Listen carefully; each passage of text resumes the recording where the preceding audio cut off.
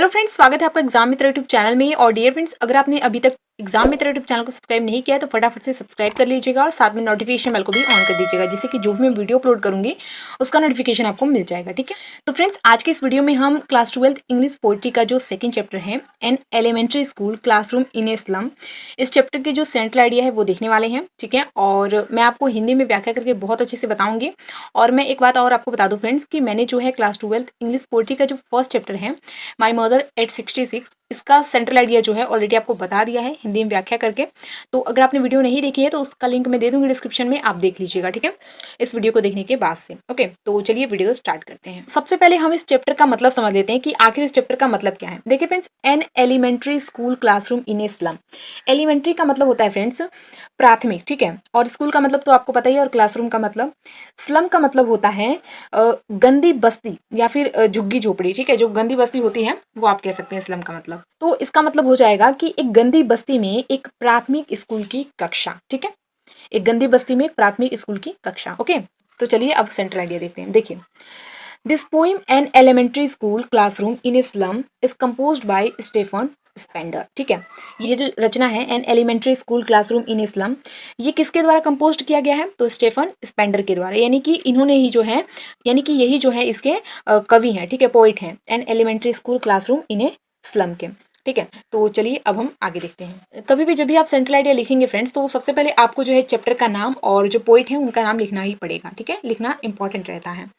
देखिए friends, in this poem poet Stephen Spender has presented a picture of classroom in a slum.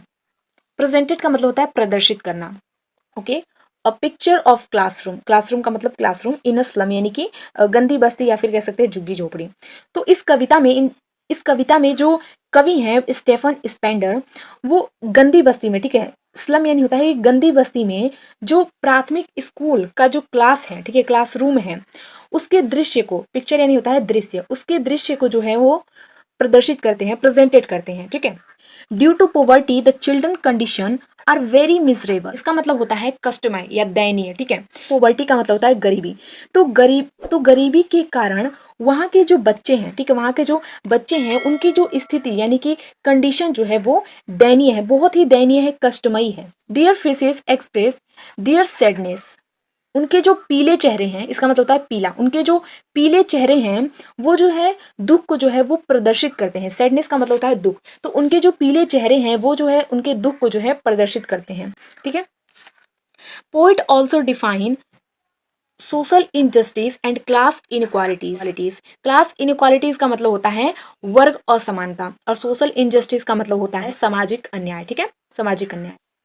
कवि जो है friends Stephen Spender, वो सामाजिक अन्याय और वर्ग असमानता को भी जो है वो प्रदर्शित करते हैं, डिफाइन करते हैं।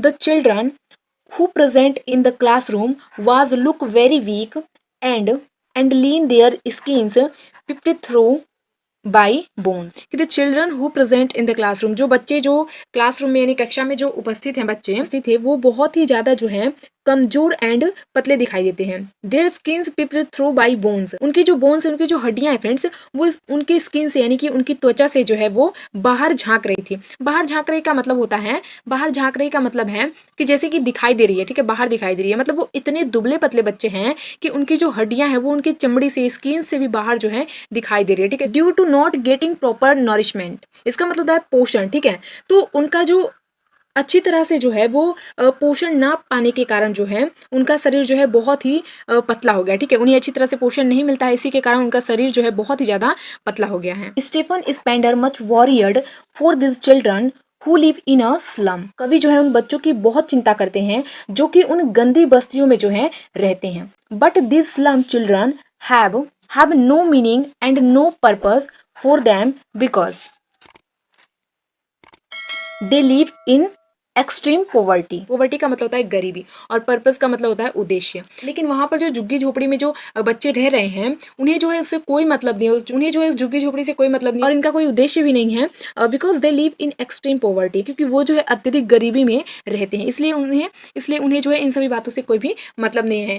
Poet appeal to governor, inspector, visitor, educator sections to make the life of slum children better through education. कवि जो है फ्रेंड्स वो अपील करते हैं गवर्नर से, इंस्पेक्टर यानी कि उप निरीक्षक से और जो आगंतुक है उनसे, शिक्षा के माध्यम से उन गंदी बस्ती में रह रहे जो बच्चे हैं उनके जीवन को बेहतर बनाने की। ठीक है, because education is the best policy by which it will remove social justice and class inequalities. क्योंकि जो शिक्षा है वो सबसे अच्छी नीति है जिसके द्वारा वह जो है सामाजिक अन्याय और वर्ग असमानता को जो है दूर करेगी। तो friends, an elementary school classroom in a slum का सेंट्रल आइडिया जो है पूरी तरह से कंप्लीट हो गया और बहुत अच्छे से मैंने आपको बताया है और इसकी हिंदी भी बहुत अच्छे से बताई है। तो मुझे आशा है कि आपको ये वीडियो बहुत बहुत पसंद आया होगा। ठीक है, तो अगर आपको वीडियो पसंद आया तो वीडियो को लाइक कर दीजिएगा और चैनल को भी सब्सक्राइब कर लीजिएगा। एग्जाम मित्र यूट्यूब चैनल को सब्सक्राइब करके साथ नोटिफिकेशन बेल को भी ऑन कर दीजिएगा। ओके, तो मिलते हैं नेक्स्ट वीडियो में, तब तक के लिए थैंक यू सो मच।